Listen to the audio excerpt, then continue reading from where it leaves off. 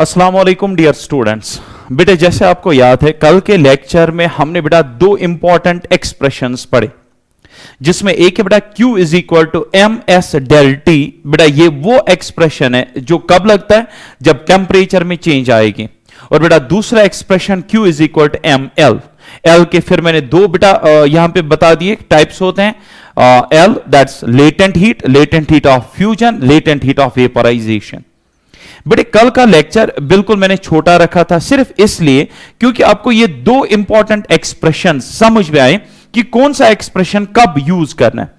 और कल बेटे लास्ट में at the end of the lecture मैंने दिखाया था बेटे कि जब हम आइस को कन्वर्ट करते हैं इनटू स्टीम, डिफरेंट फेजेस आप एक डायग्राम के थ्रू कैसे दिखा सकते हो।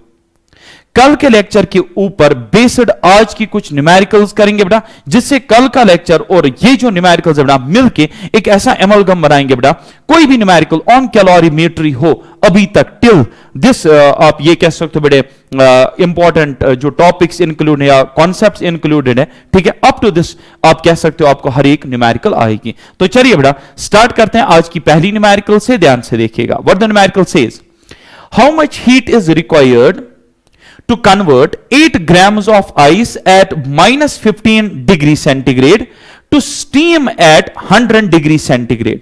तो यहां पे वही वैल्यूज देकर बड़े specific heat of ice 1/2 calories per gram per degree centigrade, specific heat of water 1 calorie per gram per degree centigrade, latent heat of fusion, latent heat of vaporization. देखिए क्या बोल रहा है बेटे, बोल रहा है हमारे पास आइस है बेटा, ध्यान से देखिएगा। आइस का एक ब्लॉक ले लीजिए, कितने ग्राम्स का है बेटे, 8 ग्राम्स का है।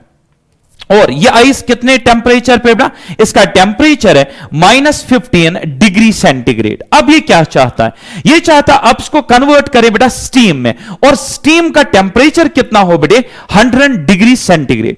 अब अगर मैं आपसे ये पूछूं क्या ऐसा होता है कि हम हीट देंगे और ये डायरेक्टली स्टीम में कन्वर्ट होगा, is it like that? No बेटे, ऐसा असल में नहीं होता है। तो ध्यान से देखिएगा what are the different phases and the changes जो बेटा होती हैं एट डिफरेंट इंटरवल्स। सबसे पहले बेटा क्या ये आइस हीट देने से पहले ही मेल्ट डाउन होगा? नहीं बेटे।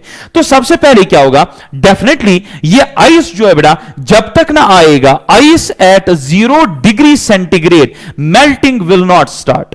सो बेटे कहने का मतलब ये आइस है आपके पास, आपको इसको स्टीम बनाना है तो पहले आइस को आप -15 से बेटा लाना पड़ेगा 0 डिग्री सेंटीग्रेड पे। तो ये डायरेक्टली आप कहेंगे स्टीम में कन्वर्ट होगा? नहीं बेटे। तो ये फेजेस हैं जिसमें ये प्रोसेस एकम्प्लिश होगी। तो पहले आइस से बेटा -15 पे पहले 0 पे आएगा। तो लेट अस सपोज ऐसा करने के लिए amount of heat required is Q1। Let's suppose amount of heat required is Q1 amount of heat लगी बेटा। अब दूसरी बात है बेटा, आइस एक बार 0 डिग्री सेंटीग्रेड पे आ गया, अब आपको फ्यूजन देखने को मिलेगा। अब बनेगा बेटा water. Now the water will get formed, now the state will be changed. अब स्टेट चेंज करने के लिए बेटा जो आपको हीट लगेगी दैट विल बी Q2। अच्छा मुझे एक चीज बताइए, Q1 किस एक्सप्रेशन से निकालेंगे बेटा, ms डेल टी। क्यों? क्योंकि यहां से यहां तक फेज चेंज नहीं हो रहा है, it is still ice but temperature is getting changed. यहां पे बताइए बेटा कौन सा एक्सप्रेशन लगेगा, ml लगेगा, क्योंकि यहां पे बेटा कन्वर्ट हो रही है बेटा स्टेट, और आपके पास इस टाइम क्या है बेटे, वाटर। ये आइस है एट 0 डिग्री, ये वाटर है एट 0 डिग्री। तो यहां से यहां तक फेज चेंज हुई है, न कि टेम्परेचर चेंज हुआ है। बट आपको तो बेटा स्टीम में कन्वर्ट करना है। अब जो ये वाटर है बेटा इसको अब हीट देनी पड़ेगी। ये वाटर ही रहेगा लेकिन इसका टेम्परेचर अब चेंज होगा, ये पहले आ जाएगा 100 डिग्री सेंटीग्रेड। क्योंकि हमें पता है बेटे कि ये जो conversion of water into steam है बेटा, ये वाटर एट 0 डिग्री पे नहीं होता है, ये वाटर एट 80 डिग्री पे नहीं होता है। स्टीम में कन्वर्ट तब होता है जब वाटर पहले पहुंचे बेटा 100 डिग्री सेंटीग्रेड पे। That's why water was at 0। First we need to increase its temperature from 0 degree to 100 degree centigrade. उसके बाद जो आपका वाटर है, अब अगर आप इसको स्टीम में कन्वर्ट करना चाहते हो तो बेटा इसको आप दे दीजिएगा Q, और वो Q किससे देंगे बेटा, ml से। उससे ये कन्वर्ट हो जाएगा बेटे किसमें, स्टीम में। अच्छा एक और चीज जरा यहां से यहां तक देखिए बेटा, क्या जो है स्टेट चेंज हो रही है? नहीं बेटा, ये अब भी वाटर ही है, तो क्या चेंज हुआ है, टेम्परेचर। लेट सपोज हीट लगी बेटा Q3, सर वो Q3 किसके बराबर होगा बेटे, वो Q3 क्योंकि टेंपरेचर चेंज है will be given by ms delta T expression. Sir आप बताइए वाटर स्टीम में कन्वर्ट हो रहा है, सो बेटे ml यूज करेंगे, लेट सपोज Q4। तो ध्यान से देखिए बेटा, दीज आर द डिफरेंट, बेटा आप ये कह सकते हो डिफरेंट फेजेस जिसमें आपका ice at -15 degree centigrade convert हो रहा है to steam at 100 degree centigrade. यहां पे देखिए बेटा आपका वाटर है 100 पे, ये कन्वर्ट होगा इनटू स्टीम एट 100। तो यहां पे जो आपने हीट दी ml, इसे टेंपरेचर में चेंज नहीं आएगा। कल के लेक्चर में मैंने कल का लेक्चर बहुत शॉर्ट रखा, बट एक एक चीज बेटा क्लियर करवा दी थी कि कौन सा एक्सप्रेशन कब लगेगा। अब बेटे बारी है इसको खत्म करने की, Q1 Q2 Q3 अलग निकालने की। Total heat will be sum of the all heats. तो ध्यान से देखिए बेटा, एक एक स्टेप में आपको दिखाऊंगा और आपका कोई भी कंफ्यूजन अगर होगा, होना तो नहीं चाहिए लेकिन अगर रहा होगा तो बेटा यहां से अब क्लियर हो जाएगा। तो ध्यान से देखिए, सबसे पहले लेट सपोज मैं Q1 अमाउंट ऑफ हीट को कैलकुलेट करना चाहता हूं।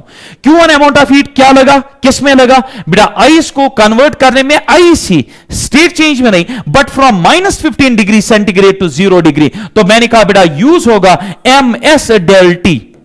यहां पे S किसका है बेटे, किस चीज को आप हीट दे रहे हो, आइस को, so this is S of ice. Clear है बेटे। अब ध्यान से देखिए, मास है बेटा 8 ग्राम्स का, multiplied by specific heat of ice, specific heat of ice is 1/2 बेटा 1/2 calorie per gram per degree centigrade. मैंने बताया बेटा क्वेश्चन में वैसे भी देकर है। डेल्टी चेंज इन टेंपरेचर देखिए बेटा कहां से कहां हो रहा है, -15 to 0, फाइनल इज 0 -15 बेटा, it is delta T change, final minus initial. लेकिन जैसे आप फाइनल माइनस, फाइनल तो है 0, माइनस करोगे इनिशियल, वो खुद माइनस है, तो ये बेटा आ जाएगा 15। इज दिस क्लियर, ये इस तरीके से आ जाएगा बेटा। अब यहां पे ये प्रॉब्लम बेटा ध्यान से सुनिएगा, अगर आप यहां पे 15 डिग्री सेंटीग्रेड को यहां पे इंसर्ट करोगे, थोड़ा सा इसको सॉल्व करिए पहले। सो 2 4 8, 4 इंटू 15, ठीक है, इसको कैलकुलेट करेंगे। सो 20, इट इज 4 1 4 2 6, ठीक है बेटा, आई थिंक 60 कैलोरीज के अराउंड आ जाएगा इस तरीके से। अब यहां पे कंफ्यूजन क्या हो सकता है, स्टूडेंट सोचेंगे सर डेल्टी जो है क्या हमें वो केल्विन में कन्वर्ट तो नहीं करना था, या हम ऐसे ही इसमें डाल दें। बेटा यहां पे कन्वर्जन बिल्कुल भी नहीं करेगा। ये एक सबसे बड़ा डाउट होता है स्टूडेंट्स में, वो क्या करते हैं, वो पहले इस टेंपरेचर स्केल को कन्वर्ट करते हैं। बेटा करने की जरूरत नहीं है, मैं आपको बताता हूं क्यों। याद रखिएगा, अगर आप चेंज इन टेंपरेचर निकालते हो, चेंज इन टेंपरेचर, कोई दो टेंपरेचर्स आपको दिए जाएं, आप उसमें चेंज कैलकुलेट करिएगा, चाहे वो डिग्री सेंटीग्रेड में हो या पहले आप उनको केल्विन में कन्वर्ट करो और फिर डिफरेंस निकालो। Change in temperature remain same बेटा, चेंज इन टेंपरेचर हमेशा सेम रहता है। दैट्स व्हाई यहां पे कोई गलती नहीं करिएगा। आप गलती नहीं करोगे, आंसर तब भी आएगा, बट टाइम आपका ज्यादा खर्च होगा, वो मैं नहीं चाहता हूं, मैं उसको गलती ही मानूंगा, ठीक है। सो ये आ गया बेटा Q1 अमाउंट ऑफ हीट। अब करते हैं बेटा Q2 अमाउंट ऑफ हीट को कैलकुलेट। जरा देखिए Q2 क्या करे बेटे, यहां पे स्टेट चेंज हो रही है, ice at 0 to water at 0। ms del T का तो सवाल ही नहीं, क्योंकि डेल्टी चेंज इन टेंपरेचर 0, तो ml लगेगा बेटा। यहां पे Q2 कैलकुलेट करिएगा, that's equal to m into l। m है बेटा 8 ग्राम्स। और हां यूनिट्स का ख्याल रखिए, देखिए आपका जो लेटेंट हीट है, स्पेसिफिक हीट है, आप देखेंगे हर एक जगह ग्राम इन्वॉल्व हो रहा है। ये इंपॉर्टेंट है बेटे कि खासकर S जो है बेटा उसमें आता है कैलोरीज पर ग्राम, आता है कि नहीं, तो बेटा उसका ख्याल रखेंगे बेटा।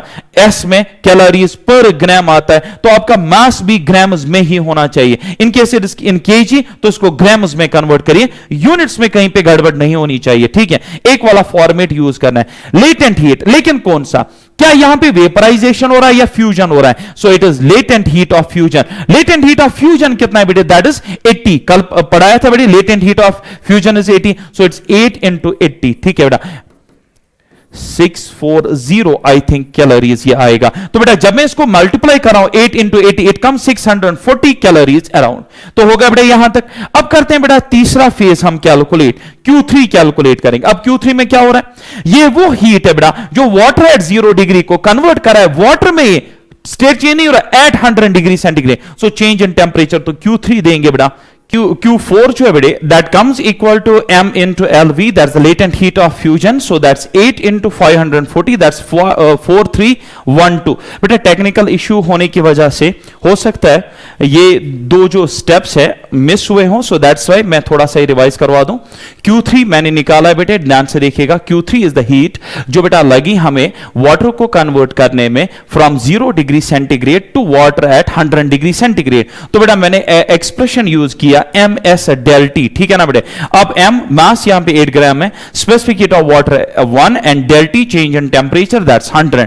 तो बेटा ये आ रहा है 800 कैलोरीज. उसके बाद बेटा आपका Q4 जो है वो हीट लगी बेटा वाटर को कन्वर्ट करने में into steam, keeping the temperature बेटा कांस्टेंट सेम, दैट्स 100. सो बेटा m into L, मास आपका बेटा 8 और आपका जो लेटेंट हीट ऑफ वेपराइजेशन है that's 540, 540 multiplied by 8 that's 4312 calories. ठीक है बेटा. अब मैं आपसे एक सिंपल क्वेश्चन पूछता हूं बेटे, अगर हमें नेट हीट निकालनी थी बेटा, यानी टोटल हीट, ये कंप्लीट प्रोसेस को अंजाम देने में कितनी टोटल अमाउंट ऑफ हीट लगी बेटा, तो ध्यान से देखिएगा. That will be simply some of Q1 plus Q2 plus Q3 and Q4. सो बेटा आप ये कह सकते हो कि टोटल हीट जो लगी water ice at -15 degree centigrade से कन्वर्ट करने में to steam at 100 degree centigrade, so that's equal to the sum of all the heats. So बेटा that's Q1 plus Q2 plus Q3 plus Q4. ठीक है बेटे. सो इस तरीके से आ जाएगा. So that's it. ठीक है ना. So this is the total amount of the heat. आप ऐड करके मुझे बेटा इसका आंसर आप सेंड कर देंगे. ठीक है, आसान है ना. तो चलिए बेटा इस तरीके से इस न्यूमेरिकल को फिनिश हमने किया. अब चलते हैं बेटा, ये जो मैं क्वेश्चन आपको करवाने जा रहा हूं बेटा, ये एक डिफरेंट लेवल का क्वेश्चन है. सो बेटा रिलेटेड तो है उसी के साथ कि जो हम यूज करते हैं कि स्टेट में चेंज जब होती है तब ml लगता है, जब चेंज इन टेंपरेचर होता है तो ms del T लगता है. But at the same time बेटा इसकी जो लैंग्वेज है बेटा वो बहुत ज्यादा टिपिकल और डिफरेंट है, जिससे मैक्सिमम स्टूडेंट्स परेशान होते हैं, कंफ्यूजन हो जाता है. तो चलिए बेटा मैं इस क्वेश्चन को खुद ही सॉल्व करके दिखाता हूं. अब मेथड जो है वो try to understand. Is this clear without any confusion and chaos? Now the question says, if heat is supplied at constant rate to ice, ध्यान से सुनिएगा, बोल रहा है हीट सप्लाई की गई at constant rate, यानी heat supplied at constant rate. Rate होता है बेटे पर यूनिट टाइम. जैसे मैं आपको बोलूंगा rate of change of velocity, rate of change of velocity का मतलब वेलोसिटी अपॉन टाइम. अगर बोलो rate of change of displacement तो आप बोलेंगे डिस्प्लेसमेंट अपॉन टाइम. यहां पे कह रहा है बेटे heat is supplied at constant rate, तो हीट पर यूनिट टाइम. तो हीट जो आप सप्लाई कर रहे हैं पर यूनिट टाइम, सो बेटा वो आप कांस्टेंट रख रहे हैं. Now what is heat? It's energy per unit time, so that means it's actually power. तो आप क्या कांस्टेंट रख रहे हो बेटा? That is you are keeping the power constant. आप जो हीट सप्लाई कर रहे हो इस आइस को बेटा वो सप्लाई आप कर एट कांस्टेंट रेट, जिसको मैं ये कह सकता हूं एक कांस्टेंट पावर पे आप ये सप्लाई कर रहे हो. बात समझ आ रही है? तो चलिए बेटा आइस किस टेंपरेचर पे? -20 डिग्री सेंटीग्रेड पे. ये यहां पे डायग्राम से बेटा रिप्रेजेंट करके क्वेश्चन देखिए बेटा क्या है. Find out time taken to change the temperature of water from 0 degree centigrade to 100 degree centigrade. Question बहुत ही जबरदस्त है, ध्यान से देखिए बेटा. पहले किस किस के बीच में ये ग्राफ प्लॉट किया गया? Between temperature and time. ठीक है बेटा, it's a graph plotted between temperature and time. अब देखिए बेटा सबसे पहले आपके पास आइस है एट -20 डिग्री सेंटीग्रेड. तो बेटा मैंने ये वाला जो पॉइंट दिया है इसको मैंने माना है -25 डिग्री सेंटीग्रेड. आप चाहो तो बेटा आप ऐसा कर सकते हो, नीचे दिखा सकते हो, यानी आप ऐसे बनाइएगा तो ये है -20, तो ये ग्राफ फिर ऐसे बनेगा. ठीक है ना, it will look like this, ये ऐसा बनेगा. बट मैंने सोचा ये एक्सिस थोड़ा मैं नीचे ही ला दूं, तो इसी को रख दूं डायरेक्टली -25 डिग्री सेंटीग्रेड. ये भी करेक्ट है और ये भी 110% करेक्ट है, इसमें कोई दिक्कत नहीं है. अब ध्यान से सुनिएगा, आइस आपके पास है बेटा -25 डिग्री सेंटीग्रेड. अब क्या हो रहा है, कुछ टाइम के बाद यानी T1 टू T2 जो टाइम इंटरवल है बेटा, उस टाइम इंटरवल में आप क्या करते हो, आप इसका टेंपरेचर चेंज करोगे -25 से 0 तक. ठीक है। अब यहां पे जो आपके पास है what that is that ice और वाटर? डेफिनेटली अभी ये आइस ही है बेटा, क्योंकि यहां से यहां तक जो आपने हीट दी उसने बेटा क्या काम कर दिया, उसने इसका टेंपरेचर चेंज कर दिया है बेटे, ठीक है, उसने इसका टेंपरेचर चेंज कर दिया है, न कि इसकी स्टेट चेंज कर दी है, ठीक है। अब यहां पे आइस तो है, now it is ice at 0 degree centigrade. अब आप क्या कर रहे हो, अब आप इसको हीट दे रहे हो, क्योंकि आपका आइस 0 डिग्री पे आ गया। अब बेटा स्टेट चेंज हो रही है, now the temperature will remain constant. यहां पे भी 0 है, यहां पे भी 0 डिग्री का ये है, बट अब ये आइस कन्वर्ट हो रहा है बेटे। अब यहां पे आ गया बेटा वाटर, ये आ गया बेटा वाटर, किस टेंपरेचर पे? At 0 degree. अब बेटा अगर मैं और हीट इसको दूं, अब आपका वाटर क्योंकि 0 पे है, तो अब इसका टेंपरेचर इंक्रीज होगा, ये बेटा increase in temperature, change in temperature. तो यहां पे कौन सी स्टेट है? वाटर है बेटा, बट वाटर यहां पे किस बेटा टेंपरेचर पे? At 100 degree centigrade. जब वाटर आ गया एट 100 डिग्री सेंटीग्रेड, जो आप और हीट दोगे बेटा, वो अब इसका क्या चेंज करेगा? टेंपरेचर या स्टेट? अब बेटा स्टेट चेंज होगी। नाउ यहां तक आते आते बेटा टेंपरेचर तो सेम रहेगा 100 डिग्री सेंटीग्रेड, लेकिन ये कन्वर्ट हो चुका होगा इनटू स्टीम। अब आप कहेंगे सर यहां से ये आगे जो है, ये ऑल्दो हमें रिक्वायर्ड नहीं है, बट यहां से आगे अब आप स्टीम का टेंपरेचर चेंज करोगे, क्योंकि फर्दर स्टीम की जो है स्टेट चेंज तो नहीं होगी। स्टीम एट 100 डिग्री सेंटीग्रेड, अब आप जितनी हीट दोगे बेटा, उससे स्टीम का टेंपरेचर इंक्रीज हो रहा है। Now according to the question बेटा, जो आप हीट सप्लाई कर रहे हो वो कांस्टेंट रेट पे, ये एक हिंट देकर है कि पावर कांस्टेंट रख दिया गया। हमें निकालना है बेटे कितना टाइम लगेगा to change the temperature of water from 0 to 100। जरा देखिए बेटा, वाटर कहां पे है? 0 डिग्री पे, ये है बेटा, this is water at 0 degree centigrade. आपको इसको कन्वर्ट करना है इनटू वाटर एट 100, तो यहां से यहां तक आपको जाना है। तो we are moving from water at 0 degree centigrade to water at 100 degree centigrade. तो टाइम इंटरवल देखिए बेटा, इट इज T3 T4 के बीच में जो टाइम लगेगा बेटा, वो टाइम इंटरवल निकालना है। लेट अस सपोज उस टाइम इंटरवल को मैं T0 से रिप्रेजेंट करूं। What's T0? T4 minus T3।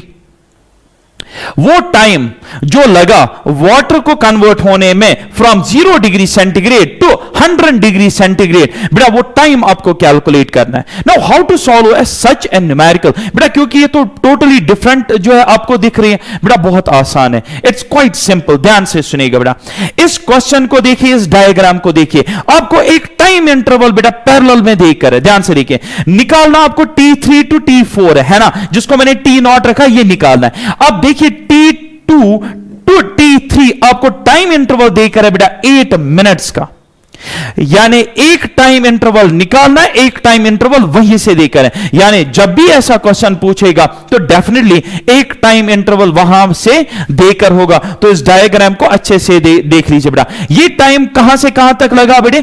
T2 to T3, यानी ये टाइम इंटरवल है जब आइस कन्वर्ट हुआ इनटू वाटर। जब आइस कन्वर्ट हुआ इनटू वाटर, तब बेटा 8 मिनट लग गए, ऐसा करने में 8 मिनट लग गए। और आपको कौन सा टाइम निकालना है? Water at 0 degree to water at 100 degree centigrade, बेटा ये आपको टाइम निकालना है। Now how to calculate? और एक पॉइंट देकर है that power is kept constant. जरा इस पावर को देखिए बेटा, क्या है? It is heat per unit time. heat per unit time is kept constant. So does it mean that कि आप कोई भी दो स्टेट्स ले लीजिए, क्या मतलब है बेटा? आप T1 से T2 जाइए, T2 to T3, T3 to T4, या कोई भी आप इंटरवल ले लीजिए, जो इस इंटरवल में हाँ ये इंटरवल इंटरवल्स डिफरेंट हो सकते हैं, बट जितनी हीट दी गई बेटा इस इंटरवल में, तो बेटा उतनी ही हीट दी गई इस इंटरवल में। हीट पर यूनिट टाइम जितना यहां से यहां तक आएगा, उतना ही हीट पर यूनिट टाइम यहां पे आएगा, उतना ही हीट पर यूनिट टाइम बेटा इस इंटरवल में आएगा। सो हीट्स भी डिफरेंट होंगे, टाइम्स भी डिफरेंट होंगे, बट उनका जो रेशियो है वो कांस्टेंट होगा। That's the point. अब ध्यान से सुनिएगा बेटा, जरा देखिए बेटा, अगर मैं कहूं ice at 0 to water at 0, heat amount जो लगा, let suppose Q1 amount of heat लगा, और मैं कह रहा हूं बेटे water at 0 to water at this 100 degree जो हीट लगी, that is let suppose Q2।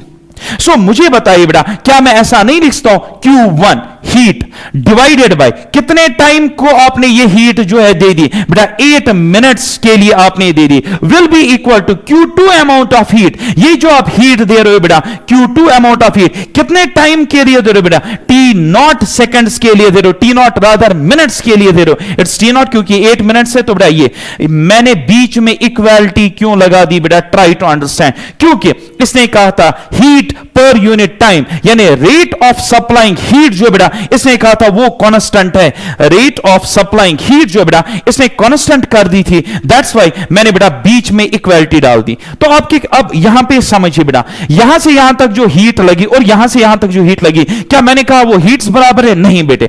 अच्छा यहां से यहां तक जो टाइम लगा दैट्स 8 मिनट्स और यहां से यहां तक टाइम लगा T0, क्या मैंने कहा टाइम बराबर है? नहीं बेटे। बट जब मैंने इसका रेशियो लिया बेटा heat per unit time that's power और क्वेश्चन कह रहा था that power has been kept constant, heat per unit time is kept constant. तो बेटा इसीलिए बीच में इक्वालिटी आ गई। क्या आपको यह बात समझ में आई? ये इसका की स्टेप है बेटे। अब देखिए 1 सेकंड में मैं इसको कैसे फिनिश कर देता हूं बेटे। अब ये कोई क्वेश्चन रहा ही नहीं। अभी तक ये ऐसा क्वेश्चन था बेटे कि अगर आप दिन भर इसके साथ बैठते आंसर नहीं मिलता, हो सकता है मैक्सिमम स्टूडेंट्स को बिल्कुल भी आंसर 2 दिन तक भी नहीं मिलता। बट अब जो है बेटा ये कोई क्वेश्चन ही नहीं रहा। देखिए कैसे Q1 अमाउंट ऑफ हीट यहां से यहां तक देना है। जरा मुझे बताइए बेटा Q1 से क्या हो रहा है? स्टेट चेंज हो रही है या change in temperature? Change in temperature नहीं हो रहा है बेटा, स्टेट चेंज हो रहा है, आइस टू वाटर हो रहा है। तो यहां पे Q1 के बदले ml और क्या हो रहा है? Ice into water, so it is fusion divided by 8 minutes. ठीक है ना बेटा, will be equal Q2 amount of heat से क्या हो रहा है बेटे? Water water. तो यहां पे स्टेट तो चेंज नहीं हो रहा है बट चेंज इन टेम्परेचर हो रहा है। तो यहां पे लिखेंगे बेटा ms del T और s किसका बेटे? वाटर का। इट्स वाटर हियर पर यूनिट टाइम। ऐसा करने के लिए टाइम रिक्वायर्ड इज T0। देखिए बेटा अब क्वेश्चन में देख सकते कहीं पे मास नहीं देकर है, मास देने की जरूरत भी नहीं है क्योंकि मास जो है बेटा वो तो दोनों साइड से कैंसिल होगा। मास कंजर्वेशन हमेशा होता है। जैसे आपने let suppose 10 gram of ice से स्टार्ट किया, स्टीम आते आते क्या 10 से 20 ग्राम ऑफ ये स्टीम बनेगा? नहीं बेटे, 10 ग्राम से स्टार्ट करिएगा, किसी भी जगह आइए 10 ग्राम ही प्रेजेंट होंगे। क्लियर है बेटा? Mass is conserved, so m और m बेटा कैंसिल हुआ। Latent heat of fusion that's 80। ठीक है बेटे, मैं यहां पे लिख देता हूं 80 कैलोरीज पर ग्राम है बेटा latent heat of fusion. Divide होगा बेटा 8 मिनट से। ठीक है ना, 8 minutes is equal to S specific heat of water that's equal to 1। Change in temperature यहां से यहां तक चेंज इन टेम्परेचर कितना हुआ बेटे? 100 माइनस 0 इट इज 100। ठीक है, पर यूनिट टाइम दैट्स T0। आपको चाहिए T0, तो T0 कैसे मिलेगा बेटा? ये 8 यहां पे 10 आ जाएगा। ठीक है ना बेटा? अब 10 डिवाइडेड बाय 100 या T0 ऊपर लाइए, 10 नीचे आएगा, 0 0 कटेगा, सो 10 मिनट्स का टाइम लगेगा। T0 is equal 10 minutes. इस तरीके से इस न्यूमेरिकल को मैंने फिनिश कर दिया। देखिए सिंपल कैंसिलेशन यहां पे होगी तो यहां पे 10 बचा, 10 नीचे लाए, T0 ऊपर, 10 कटेगा 100 में से, कैंसिलेशन होगी 0 0, तो यहां पे 10 बचेगा। 10 मिनट्स का टाइम लगेगा फिर वाटर को from water at 0 degree centigrade to water at 100 degree centigrade में लाने के लिए कितना टाइम लगेगा बेटा? 10 मिनट का टाइम लगेगा। क्लियर है ना? ठीक है, ये एक बहुत ज्यादा इंपॉर्टेंट न्यूमेरिकल जो बेटा जो हमने डिस्कस की। चलिए अब एक और न्यूमेरिकल देखते हैं बेटा, ध्यान से देखिए न्यूमेरिकल क्या है। Heat is supplied to a substance of mass m such that its temperature changes from T is equal T to 2T।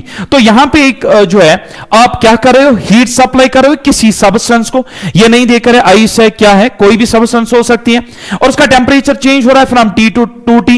अच्छा, गिवन स्पेसिफिक हीट कैपेसिटी, जो स्पेसिफिक हीट कैपेसिटी है उस सब्सटेंस की, उसकी इक्वेशन देकर है S is equal to A plus BT। अब हमसे क्या पूछ रहा है? Calculate heat supplied. आपको बेटा Q निकालना है। तो यहां पे मैं 2 इंपॉर्टेंट एस्पेक्ट्स इस न्यूमेरिकल के रिलेटेड आपके साथ शेयर कर रहा हूं, ध्यान से सुनिएगा। एस्पेक्ट नंबर 1, जब हम बात करेंगे बेटा जो आपके पास यहां पे s देकर है, ये कांस्टेंट वैल्यू नहीं है बल्कि एक फंक्शन है, it's a function. Point number 1 इनको मैं हाईलाइट करूंगा, फिर इनका आंसर दूंगा। तो s अभी तक आपको जो आदत थी वो ये थी, सर अगर s होगा आइस तो हम 1/2 लेते थे, s जो स्टीम था 1/2, s वाटर वो 1 था। लेकिन आज ये किसी और ही सब्सटेंस की बात कर रहा है जिसका s कांस्टेंट नहीं है, rather it's a function of temperature, तो ये एक वेरिएबल s बन गया।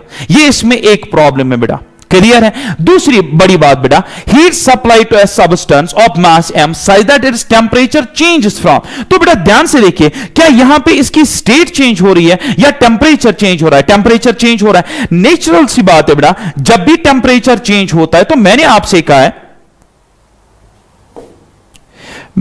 कहा है बेटे कि आप यूज किया करिए, एक सेकंड बेटे, आप यूज करेंगे Q is equal to M S del T. ये तब लगता है बेटे जब आपका टेंपरेचर चेंज हो, तब ये इस एक्सप्रेशन से हीट निकाली जाती है।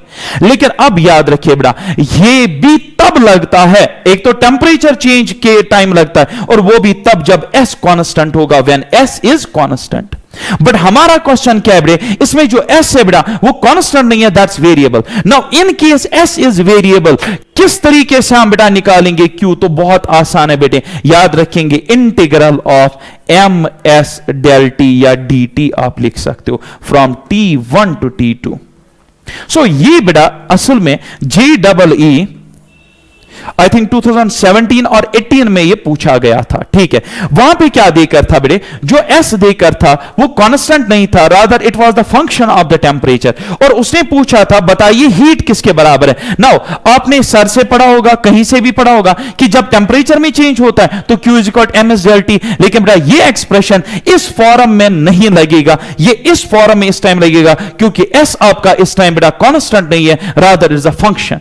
तो इस तरीके से आप इसको सॉल्व करेंगे। Mass of the substance is m। अब देखिए बेटा किस तरीके से सॉल्व करना है इसको, बहुत आसान। सो Q इज इक्वल, अब मैं दिखाता हूं सॉल्व कैसे करेंगे। Q is equal m, constant है बेटा, मास बाहर आ जाएगा। S कितना देकर था बेटे, a प्लस बी टी देकर था, I think so, just let me check out. S जो है बेटा that's a plus B T जी, ऐसा देकर है, ठीक है। अब यहां पे ये आ जाएगा, ठीक है, D T with respect temperature. T1 T2 temperature कहां से कहां चेंज हो रहा था बेटे, temperature was getting changed from T to 2T, T to 2T change हो रहा है टेम्परेचर। तो बेटा यहां पे लिमिट्स देंगे T टू 2T, ठीक है बेटे।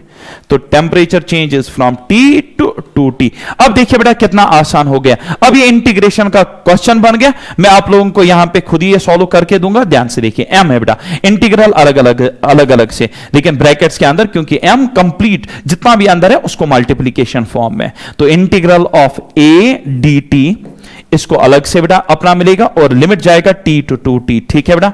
प्लस इसको अलग से इंटीग्रल जाएगा, इंटीग्रल ऑफ bt dt, ठीक है। और बेटा इसके लिमिट्स कहां से कहां तक जाएंगे, T टू 2T। तो मैंने कुछ नहीं किया बेटे, इंटीग्रल अलग अलग से दिया और बेटा लिमिट्स भी अलग अलग से दिए। अब बेटा बहुत आसान है ये, a और b कॉन्स्टेंट्स हैं, तो अब क्या होगा कुछ इस तरीके से, a बाहर आ जाएगा, dt को और t upper limit minus lower limit, so it is 2t minus t, 2t minus t आ जाएगा, ठीक है ना। फिर यहां पे b बाहर आ जाएगा, now it's t square by 2, 2 तो बाहर आ जाएगा, t square upper limit minus lower limit. अब अपर लिमिट है 2t, स्क्वायरिंग करिएगा तो 4t स्क्वायर आ जाएगा, माइनस लोअर लिमिट है बेटा t, तो t स्क्वायर आ जाएगा, ठीक है ना। अच्छा, इज दिस क्लियर? इस तरीके से बेटा ये लिखना है, ध्यान से सुनिए। 4t square minus t square, that's 3t square. So the final answer to this question is, ध्यान से सुनिए, it is m, it's going to be a, 2t minus t, it's t, it's here plus b by 2 3t square, ठीक है बेटा। ये इस question का answer है, यानी इतनी अमाउंट ऑफ हीट इसमें चाहिए थी इस सब्सटेंस को ताकि इसका टेंपरेचर चेंज हो सके फ्रॉम T टू 2T। तो बेटा आज आपने एक और एक्सप्रेशन सीखा कि जब आपका जो स्पेसिफिक हीट है वो कांस्टेंट ना हो बल्कि वेरिएबल अगर देकर होगा तो किस तरीके से स्पेसिफिक हीट का जो एक्सप्रेशन है किस तरीके से हम उसके अंदर इंसर्ट करते हैं।